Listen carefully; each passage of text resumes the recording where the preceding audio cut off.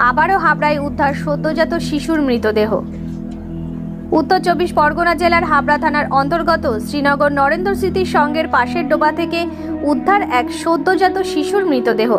স্থানীয়রা এই দিন লক্ষ্য করেন পাশের ডোবাতে ভেসে উঠেছে একটি সদ্যজাত মৃতদেহ। তড়িঘড়ি স্থানীয়রা হাবড়া থানায় খবর দেন এবং পুলিশ গিয়ে উদ্ধার করে ওই মৃত শিশুটিকে। বৃহস্পতিবার সকাল 11:30 নাগাদ স্থানীয় প্রতিবেশী প্রথম দেখেন ওই ডোবার মধ্যে কি যেন একটি ভেসে রয়েছে।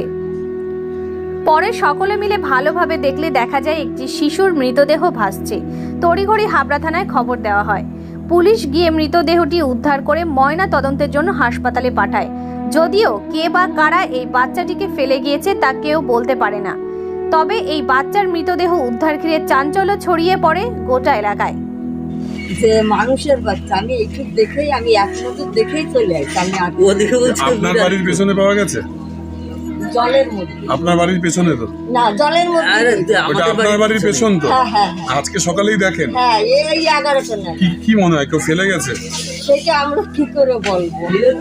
ফেলে না গেলে জলের মধ্যে আসবে কি করে? পচে গেছিল বডি? আমি অতটা খেয়াল করি না।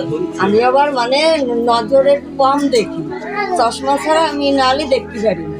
তারপরে আমি চলে এসেছি, এদিক কাজ রয়েছে, এখানে যাব আমি। সেই তারপরে সবাই ডেকে ডেকে দেখাইছে, সবাই বলছে পুতুল পুতুল, সবাই তাই বলছে।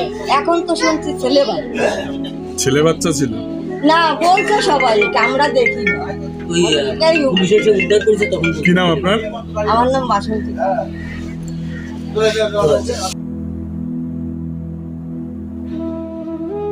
হাবড়া থেকে জয়ন্ত কর্মকারের রিপোর্ট, নিউজ টুডে লাইভ।